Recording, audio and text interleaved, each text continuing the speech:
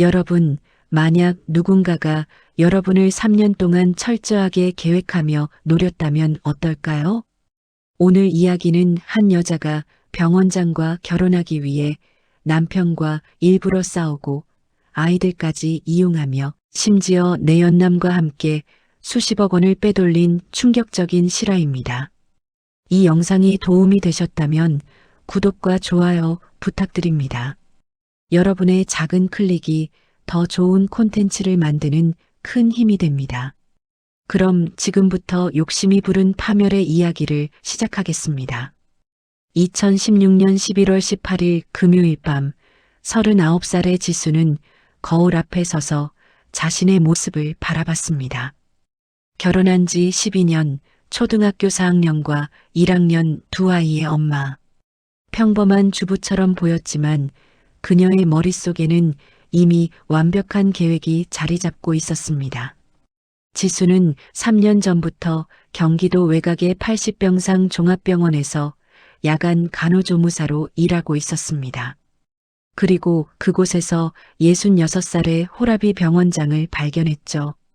아내를 여윈 지 5년, 자식들은 모두 독립해 혼자 사는 병원장. 그는 지수에게 완벽한 타깃이었습니다. 오늘이다. 지수는 심호흡을 하고 거실로 나갔습니다. 남편이 소파에 앉아 TV를 보고 있었죠. 지수는 일부러 남편을 자극하기 시작했습니다. 당신은 맨날 집에만 있으면서 돈은 하나도 안 벌어오잖아. 사실 남편은 성실한 직장인이었습니다. 하지만 지수는 계획을 위해 큰 싸움이 필요했습니다.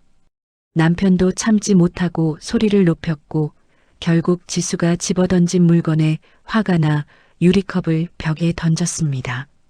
짝!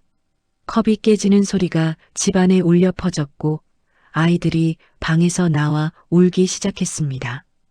완벽했습니다. 지수가 원했던 장면이 연출됐죠. 눈물을 흘리며 아이들을 끌어안은 지수는 남편에게 소리쳤습니다. 이제 못 살겠어요. 나가요, 나가. 그날 밤 지수는 짐을 싸서 아이들을 데리고 집을 나왔습니다. 이웃들이 볼 수 있도록 일부러 큰 소리로 울면서요. 하지만 속으로는 웃고 있었습니다. 이것은 도망이 아니라 새로운 삶을 향한 첫걸음이었으니까요. 새벽 1시 지수는 아이들을 데리고 근무하던 병원 응급실에 도착했습니다. 당직 간호사에게 사정을 얘기하고 탈의실에 아이들을 눕혔죠. 그리고 일부러 복도를 서성이기 시작했습니다. 병원장이 매일 새벽 2시쯤 야간 순회를 한다는 걸 알고 있었거든요. 예상대로 병원장이 복도에 나타났습니다.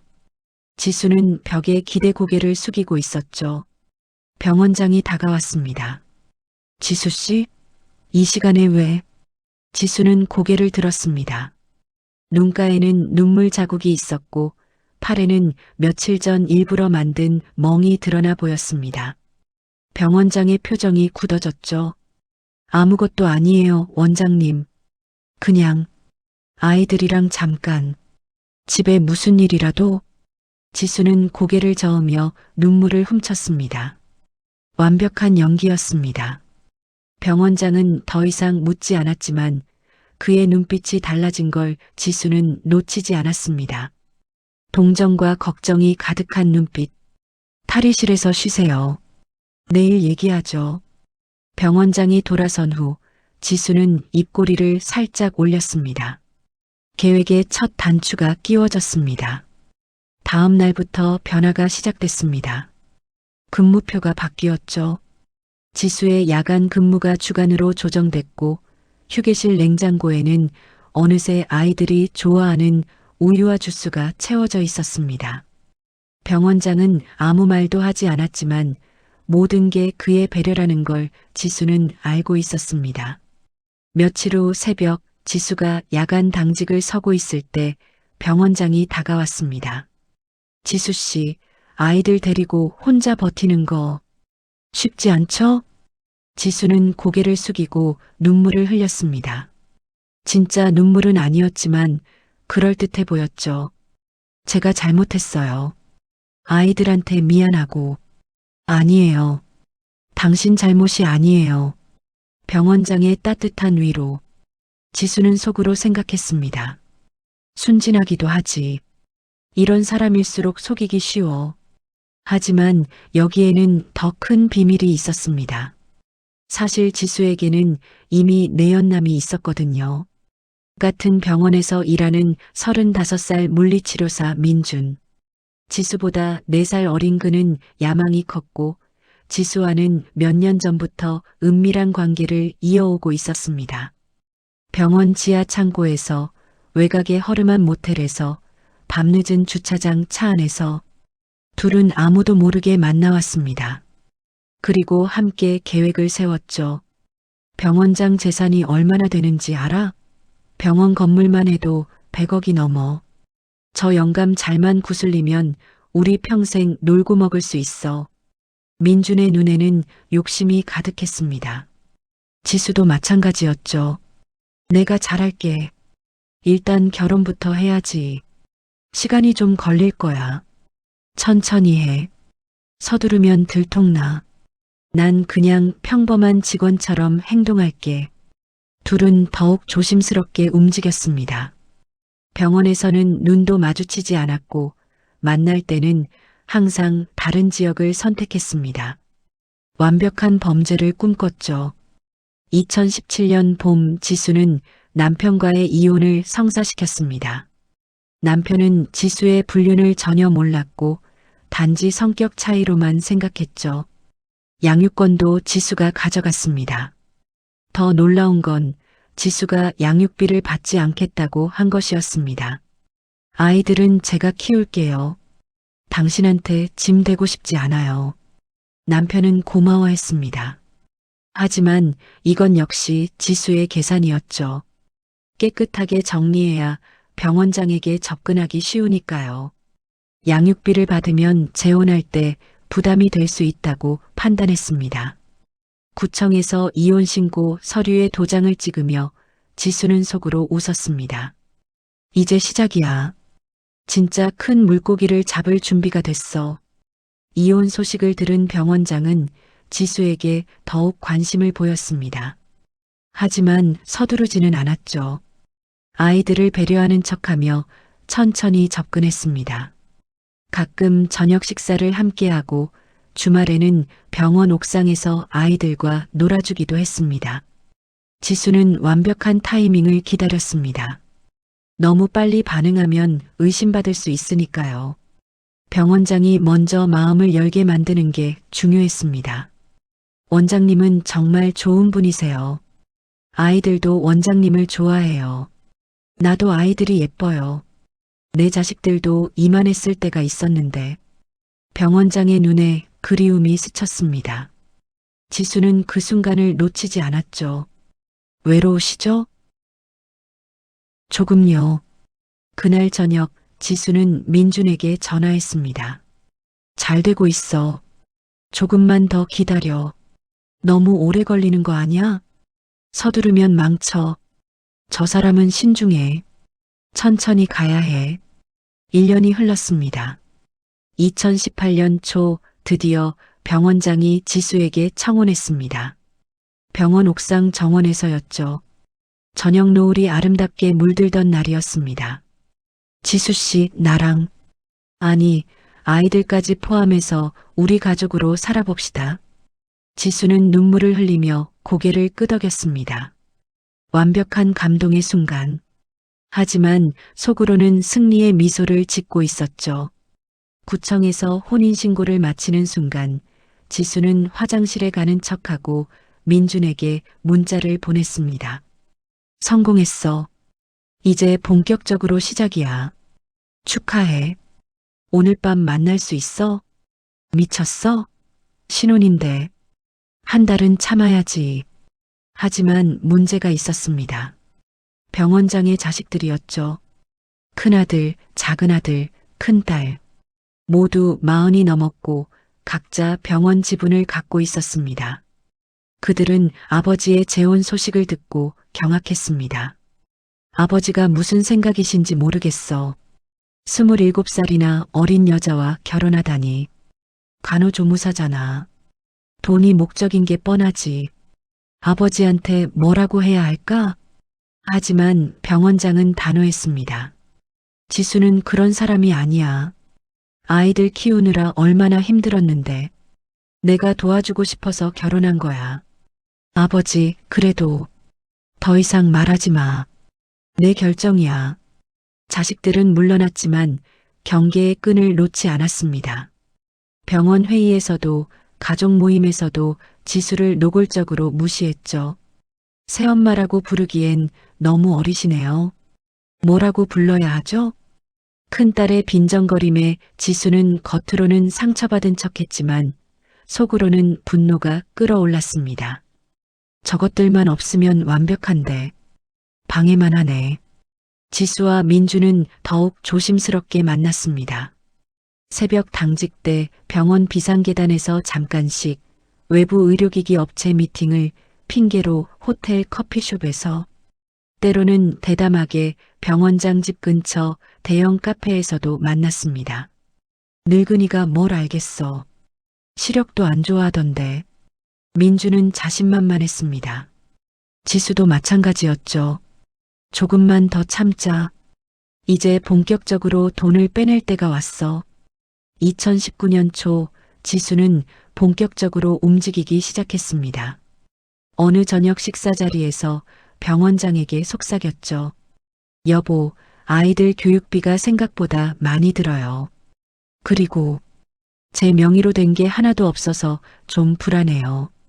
뭐가 불안해? 제 말은 만약에 당신한테 무슨 일이 생기면 전 어떻게 하나 싶어서요. 자식들이 저를 좋아하지도 않잖아요.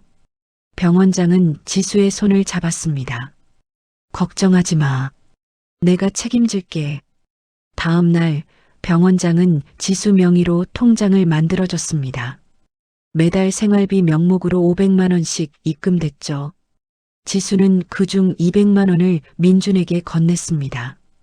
조금만 더 참아. 곧 더 큰 거 챙길 수 있어. 하지만 지수의 욕심은 끝이 없었습니다. 여름이 되자 한 발 더 나갔죠. 여보, 당신 자식들이 오늘도 저를 무시했어요. 병원 회의에서 제 의견을 아예 듣지도 않더라고요. 그랬어? 내가 얘기해 볼게. 아니에요. 그럴 필요 없어요. 그냥 제 명의로 된 부동산 하나쯤 있으면 좀 더 당당할 수 있을 것 같아서요. 저도 이 집안 사람이라는 걸 보여주고 싶어요. 병원장은 며칠간 고민했습니다. 자식들이 반대할 게 뻔했으니까요. 하지만 결국 지수의 눈물에 넘어갔죠. 알았어. 강남에 작은 아파트 하나 알아볼게. 한 달 후 시가 8억 원짜리 강남 소형 아파트가 지수 명의로 넘어왔습니다. 등기부등본을 받아든 지수는 속으로 환호했습니다. 그날 밤 지수는 민준과 외곽 모텔에서 만났습니다. 둘은 샴페인을 터뜨리며 축배를 들었죠. 8억? 진짜 해냈어. 이건 시작일 뿐이야. 병원 자산이 얼마인 줄 알아? 더 큰 걸 노려야지. 어떻게? 병원 운영 자금을 빼돌리는 거야. 민준의 눈이 번뜩였습니다. 한편 병원장 자식들은 가만히 있지 않았습니다. 큰아들이 아버지를 찾아왔죠. 아버지, 이건 너무하시는 거 아니에요? 결혼한 지 1년밖에 안 됐는데 8억짜리 아파트를 그냥 줘버리시다니. 내 재산 내가 어떻게 하든 내 마음이야. 아버지, 저 여자 뭔가 이상해요. 돈 얘기만 하잖아요. 지수는 그런 사람 아니야. 자식들한테 무시당하니까 서러워서 그러는 거지. 내가 먼저 해준 거야. 큰아들은 한숨을 쉬었습니다. 하지만 물러서지 않았죠. 알겠습니다. 하지만 더 이상은 안 됩니다. 저희도 가만히 있지 않을 거예요. 자식들은 물러났지만 눈빛은 더욱 날카로워졌습니다. 아버지를 설득할 수 없다면 증거를 찾아야 한다고 생각했죠. 그해 가을, 지수와 민주는 더 대담한 계획을 실행에 옮겼습니다. 민준이 제안했죠. 병원 리모델링 핑계를 대는 거야. 내가 아는 인테리어 업체가 있어. 허위 견적서 만들어줄 수 있어. 실제론 적게 쓰고 차액을 우리가 챙기는 거지. 들키면 어떡해? 안 들켜. 리모델링은 실제로 하는 거니까 의심할 이유가 없어. 견적이 좀 비싼 게 문제지만 요즘 자재값이 비싸다고 하면 돼. 지수는 병원장에게 속삭였습니다. 여보, 병원이 너무 낡았어요. 환자들도 불편해하고 경쟁 병원들은 다 최신식인데 우리만 뒤처진 것 같아요. 리모델링 한번 해보면 어때요? 그래, 돈이 좀 들 텐데. 환자가 더 많이 올 거예요. 투자 대비 효과가 좋을 거예요. 제가 업체도 알아볼게요. 병원장은 고개를 끄덕였습니다. 좋은 생각이야. 알아봐. 민준이 연결해준 가짜 인테리어 업체의 견적서는 12억 원이었습니다. 실제 공사비는 4억이면 충분한 규모였죠. 차액 8억 원은 지수와 민준이 나눠 가질 계획이었습니다. 병원장은 견적서를 보고 놀랐지만 지수가 설득했습니다. 요즘 자재값이 너무 올랐어요. 다른 데도 다 이 정도래요. 제가 여러 곳 알아봤는데 제일 싼 게 이거예요. 그래, 알았어. 시작해. 공사가 시작됐고 계좌에서 돈이 빠져나가기 시작했습니다. 1차 3억, 2차 4억, 3차 3억. 지수는 매번 민준과 만나 돈을 나눴습니다. 완벽해. 아무도 눈치 못 채고 있어. 조금만 더야. 마지막 2억만 받으면 우리 해외로 나가자. 동남아로 가서 편하게 살자고. 둘은 미래를 꿈꿨습니다. 하지만 그들이 모르는 사실이 있었죠. 병원장 큰딸이 이미 수상하게 여기고 있다는 것을. 2019년 겨울 병원장 큰딸 현주는 리모델링 견적서를 다시 살펴봤습니다. 뭔가 이상했거든요. 12억이라고? 이 정도 규모에? 그녀는 다른 인테리어 업체 3곳에 똑같은 조건으로 견적을 받았습니다. 결과는 충격적이었죠. 가장 비싼 곳이 6억, 평균은 5억 정도였습니다. 이상해. 뭔가 숨기고 있어. 현주는 동생들을 불러 회의를 했습니다. 지수 언니가 뭔가 하고 있어. 이 견적서 좀 봐. 다른 업체들은 절반 가격이야. 설마 아버지한테 그럴까? 확인해 봐야 해. 사설 탐정을 고용하자. 자식들은 돈을 모아 서울의 유명한 사설 탐정을 고용했습니다.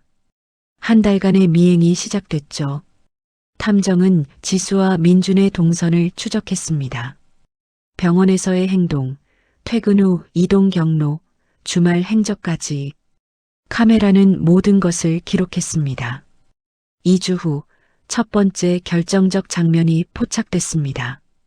외곽의 허름한 모텔 앞에서 지수와 민준이 포옹하는 모습. 다음 주에는 카페에서 친밀하게 대화하며 웃는 모습. 그리고 차 안에서 키스하는 장면까지. 하지만 더 충격적인 건 통화 녹취록이었습니다. 탐정이 민준의 전화를 도청한 결과였죠. 늙은이 하나 구슬리는 거 어렵지 않잖아. 너무 착해서 오히려 걱정이야. 민준의 목소리였습니다. 조심해. 자식들이 의심하고 있는 것 같아. 괜찮아. 증거 없잖아. 우리 조심하면 돼. 리모델링 돈은 언제 다 나와? 다음 주에 마지막 2억 나와. 그럼 우리 총 7억 챙기는 거야. 7억이면 평생 놀고 먹겠네. 빨리 끝내자. 탐정은 모든 증거를 정리해 보고서를 작성했습니다. 사진, 동영상, 녹취록, 그리고 돈의 흐름까지. 허위 견적서를 작성한 업체 대표가 민준의 고등학교 동창이라는 사실도 밝혀졌죠. 한 달 후 병원장 자식들은 증거를 들고 아버지를 찾았습니다. 병원장 집 거실에 모두 모였죠. 아버지, 이걸 좀 보세요. 큰아들이 봉투를 내밀었습니다. 병원장은 의아한 표정으로 봉투를 열었습니다. 첫 번째 사진. 모텔 앞에서 포옹하는 지수와 민준. 두 번째 사진. 카페에서 친밀하게 대화하는 두 사람. 세 번째 사진. 차 안에서 키스하는 장면. 병원장의 손이 떨리기 시작했습니다. 얼굴이 새하얗게 질렸죠. 이게 무슨... 녹취록도 있어요, 아버지. 큰딸이 녹음기를 틀었습니다. 지수와 민준의 대화가 흘러나왔죠. 늙은이 하나 구슬리는 거. 병원장은 녹음기를 바닥에 던졌습니다. 깨지는 소리가 거실에 울렸습니다. 이럴 리가. 지수가 그럴 리가. 아버지, 그게 다가 아니에요. 리모델링 견적서도 조작된 거예요. 실제 공사비는 4억이면 충분한데 12억짜리 견적을 받으셨잖아요. 차액 8억을 저 두 사람이 나눠 가진 거예요. 증거가 있어요? 업체 대표가 민준 씨 고등학교 동창이에요. 그리고 이거 보세요. 큰아들이 은행 거래 내역을 펼쳤습니다. 병원 계좌에서 인테리어 업체로 송금된 내역, 그리고 며칠 후 업체에서 민준의 계좌로 입금된 내역. 모든 것이 명백했습니다. 병원장은 소파에 주저앉았습니다. 심장이 무너지는 것 같았죠. 믿었던 사람에게 배신당한 충격. 사랑했던 아내가 처음부터 자신을 이용했다는 사실. 당장 불러요. 병원장의 목소리는 떨렸지만 단호했습니다. 다음 날 오후 병원 회의실에 지수가 불려왔습니다. 문을 열고 들어서는 순간 지수는 분위기가 심상치 않다는 걸 직감했습니다. 병원장과 그의 자식들이 엄숙한 표정으로 앉아 있었고 테이블 위에는 서류와 사진들이 놓여 있었죠. 무슨 일이에요? 지수가 물었습니다. 아직 눈치채지 못한 척했지만 가슴은 두근거렸습니다. 큰아들이 사진 한 장을 밀어냈습니다. 모텔 앞에서 민준과 포옹하는 지수의 모습. 그 순간 지수의 얼굴에서 핏기가 싹 가셨습니다. 이건 변명 필요 없어요. 큰딸이 차갑게 말했습니다. 그리고 나머지 사진들과 녹취록을 쏟아냈죠. 지수는 무릎이 꺾이는 것 같았습니다. 모든 게 끝났다는 걸 깨달았습니다. 아버지, 지수가 병원장을 바라봤습니다. 하지만 병원장은 고개를 돌렸죠. 진짜였어? 처음부터 다 계획이었어? 병원장의 떨리는 목소리. 지수는 대답할 수 없었습니다. 남편과 일부러 싸운 것도, 새벽에 병원에 온 것도, 눈물도 다 거짓이었어? 죄송해요. 지수는 울기 시작했습니다. 이번에는 진짜 눈물이었죠. 공포와 후회의 눈물. 다 돌려드릴게요. 아파트도, 돈도 다 돌려드릴게요. 제발. 늦었어요. 큰아들이 말했습니다. 우리 이미 경찰에 신고했어요. 횡령과 사기 혐의로요. 뭐라고? 지수의 눈이 커졌습니다. 민준 씨도 함께 조사받을 거예요. 모든 증거가 있으니까요. 그날 저녁 경찰이 왔습니다. 지수와 민준은 함께 경찰서로 연행됐죠. 조사실에서 둘은 서로를 원망했습니다. 내가 조심하라고 했잖아. 민준이 소리쳤습니다. 당신이 욕심내서 리모델링 하자고 했잖아요. 지수도 맞받아쳤습니다. 사랑은 온데간데 없었습니다. 위기 앞에서 드러난 것은 오직 이기심뿐이었죠. 3개월간의 재판이 이어졌습니다. 검사는 철저하게 준비된 범행이라고 주장했고 변호사는 선처를 호소했습니다. 하지만 증거는 명백했습니다. 사설 탐정이 찍은 사진들, 녹취록, 은행 거래 내역, 가짜 견적서, 모든 것이 지수와 민준의 범행을 입증했죠. 판사는 엄중한 표정으로 판결을 내렸습니다. 피고인 지수는 징역 3년에 집행유예 5년을 선고한다. 피해자에게 빼돌린 재산 8억 원을 전액 환수하고 추가로 위자료 2억 원을 지급할 것. 또한 결혼 취소 및 이혼을 허가한다. 피고인 민주는 징역 4년을 선고한다. 연대하여 피해자에게 8억 원을 배상할 것. 민주는 그 자리에서 교도소로 끌려갔습니다. 지수는 집행유예를 받았지만 모든 것을 잃었습니다. 강남 아파트는 병원장에게 돌려줘야 했습니다. 통장의 돈도 모두 환수됐죠. 위자료 2억은 어떻게 갚아야 할지 막막했습니다. 병원에서도 당연히 해고됐습니다. 사기범을 고용할 병원은 없었죠. 아이들은 친정 부모에게 맡겨졌습니다. 지수는 양육권도 잃었습니다. 2020년 봄 지수는 외곽의 텅 빈 원룸에 앉아 있었습니다. 가구 하나 없는 방. 창밖으로 봄비가 내렸죠. 휴대폰에는 빚쟁이들의 전화만 울렸습니다. 친구들은 모두 연락을 끊었습니다. 가족들도 실망했습니다. 거울 속 자신의 모습을 보며 지수는 생각했습니다. 내가 왜 이랬을까? 남편도 나쁘지 않았는데, 아이들도 있었는데, 왜 더 많은 걸 바랐을까? 욕심이 화를 불렀습니다. 한순간의 야망이 평생을 망쳤습니다. 되돌릴 수 없는 선택이었습니다. 병원장은 이후 자식들과 화해했습니다. 그들은 아버지를 위로했고 병원은 예전처럼 돌아갔죠.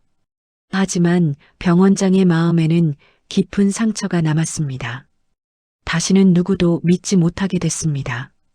민주는 교도소에서 4년을 보냈습니다. 출소 후 어디로 갔는지 아무도 모릅니다. 지수는 지금도 그 원룸에서 살고 있습니다. 편의점 야간 알바로 근근히 생계를 유지하죠. 빚은 아직 5천만 원이 남았습니다. 가끔 아이들 사진을 봅니다. 친정 어머니가 몰래 보내준 사진. 아이들은 잘 자라고 있었습니다. 지수 없이도요. 그럴 때마다 지수는 눈물을 흘립니다. 진짜 후회의 눈물입니다. 만약 그때로 돌아갈 수 있다면. 하지만 시간은 되돌릴 수 없습니다.